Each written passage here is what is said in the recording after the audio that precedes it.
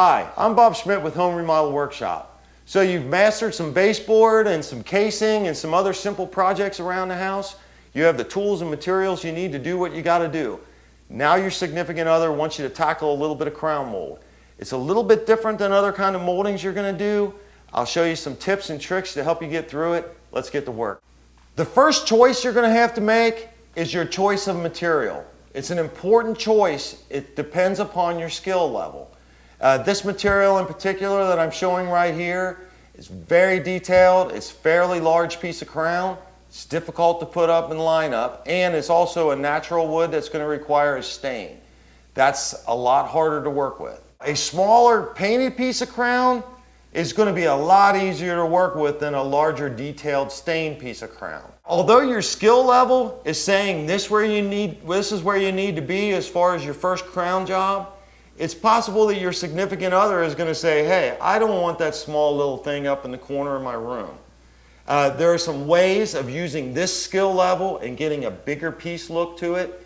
Let me show you what that is. If you want a wider look, but you want a simpler skill level, basically these are two pieces of baseboard. You can actually go around the room, install a piece of baseboard on the wall. I'll go back around again, install a piece of baseboard on the ceiling, and then take that smaller piece of crown that we looked at earlier and bring it in and slip it between the two, which basically creates a much bigger profile. But for funsies, let's say you have a ceiling that's 15 foot tall and your significant other says that still disappears up there, even though it looks nice and you can handle it. You can always take another piece of mold, bed mold, and you could put it on the wall down lower. And then when it comes time to paint the trim, you can actually paint from this point all the way to the ceiling, giving this the appearance of being a much larger crown detail than what it is. Whether you're putting up painted trim, which is going to have to get its final paint and caulk and nail hole fill on it, or whether you're going to put up a natural wood that's going to have to be stained. If you're putting up a natural wood that has to be stained and you want to stain it before you put it up, that's fine, but you got to realize that when you're making these cuts, there's very little blending in that you can do with the stain on it. Because if you have a miter or something that you could lightly sand to trim it out to make it look a lot better, you can do it if it's natural. If it's already stained and you do that, when you go back to restain it, it's much more difficult to get that stain to match back in like it was the first time.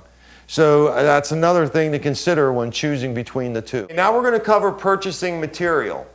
When you go around and you measure around your room, and let's say you come up with 100 feet, always order 10% more. As a matter of fact, go to a place that sells their material by the lineal foot, and they have a liberal exchange program. So that and buy plenty of extra. And then that way, if at the end of the project you have some extra, it's easy to return. You could even take a piece that has a miter on it, square it up to an even foot, and then take that piece back, be it 3 foot, 4 foot. And when you're talking $1 something a foot, it can add up quick. What you're going to do with that extra 10% is you're going to make patterns like I have here. They're going to help you determine how to mark your ceiling for where the crown goes, inside and outside corner degrees of miter. That's where the extra 10% is going to come into play. To attempt a project like this, I'm going to expect that you have some tools. I'm going to expect that you have a power miter box. I use a 12-inch, which is usually good for cutting up to about 4 1/4 max trim. And also I'm going to expect you to have some air nailers. I have a big finish nailer, a medium-sized nailer for nailing 1 1/4 and smaller, and I have a micro pin nailer. Now this micro pin nailer shoots in very small nails. It's great for nailing together glued miter pieces. And I'm also going to expect that you have the hose and a compressor that will also go along with it. And the last tool that you're going to need, you're actually going to make out of that 10% extra, are these two little patterns.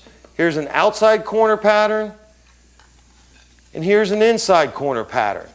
And what I'm going to do is I'm going to glue these dudes and micro pin them together and let them set up a little bit.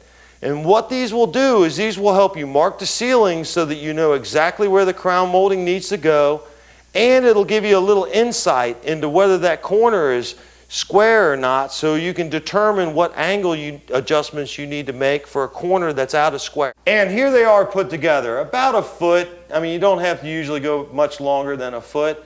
You make sure you got a nice outside miter, exactly the way you would like to see it up on your ceiling, and you have a nice inside miter, again, the way you'd like to see it up on your ceiling. And those miter pattern tools that I just had you make are going to have plenty of time to dry and get hard, because you're going to be bringing your material into your project at least 3 or 4 days before you plan on starting, particularly with natural wood.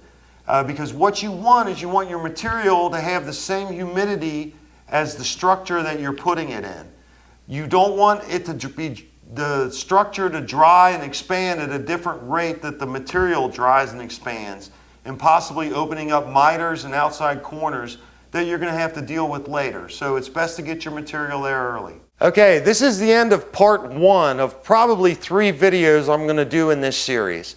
You've got all the information you need to get started. Your skill level, picking your materials out, getting it acclimated to the climate, having your patterns made. Now in the next video, what we're going to shoot is how to prepare your area to actually start working in it. I'm Bob Schmidt with Home Remodel Workshop. We'll see you on part 2.